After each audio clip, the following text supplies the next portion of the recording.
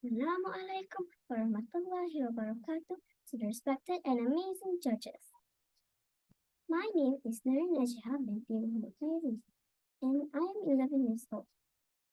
I am from Sekolah Kebangsaan Kompleks Kumbada, Calon, Terengganu. In my free time, I sometimes watch television, read, draw,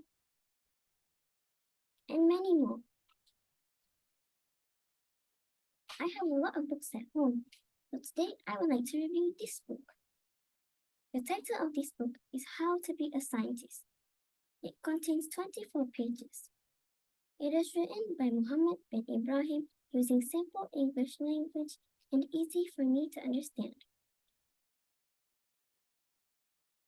It was published in 2005 by the Malaysian Book Center.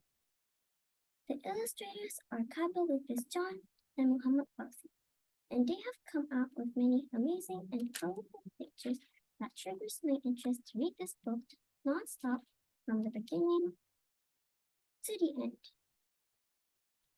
At the beginning, this book explains that science is a tool we use when we want to get answers to our questions about something. It also states that science is a tool of mind. Many things around us, from light bulbs to television, were created with the help of science. Next, this book explains who are scientists. Scientists are the people who are very good at using the tools to gain knowledge. They carefully observe and study something to learn more about it. Many of the things we see and use today are from the work of scientists. Some people think it was probably an early man millions of years ago who started making better and better tools.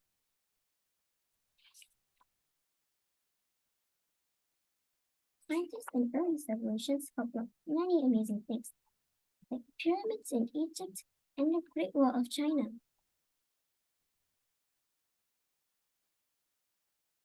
Scientists can usually work anywhere, but the best place is called a laboratory, or a lab for short.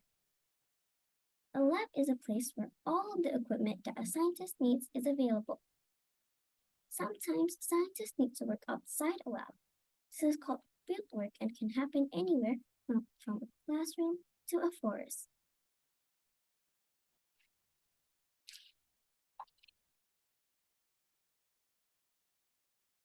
This book also mentioned some scientists who have contributed so much to the world that they have become famous. For example, Copernicus. He was born in 1453. During this time, people believed that the Earth was the center of the solar system. Later, Copernicus noted that the Sun was the center of the solar system, and all planets, including Earth, circle around the Sun.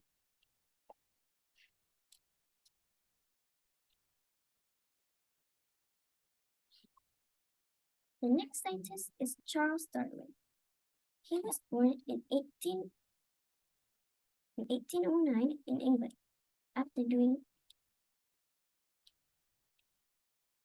Darwin said that humans evolved from the apes. He also said that evolution happened because nature selects only some creatures to survive. The third scientist is Isaac Newton. He was a British scientist and lived from 1642 to 1727. One day he saw an apple fall from a tree and wondered why it happened. He explained it with an idea of a force called gravity that pulls all things toward big objects like the Earth.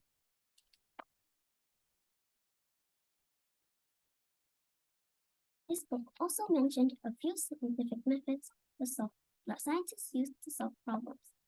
The first method is observing. Scientists observe everything around them to find interesting things. The next method is asking questions to investigate what they want to know more about. Making hypotheses, plan and test, report and analyze, and lastly, conclusions. I really recommend everyone to read this book because it is really interesting, especially to students who want to become a scientist. In conclusion, we should be very thankful to all the scientists. Because of them, our life is easier compared to our life in the past. They have sacrificed their life, time, and money to invent the wonderful and amazing things we use today, such as telephones, television, lights, vacuum cleaner, machines, and gadgets to help cooking and many more. Without their amazing gadgets, people would live in difficulty and uncivilized. That's all for me. Thank you.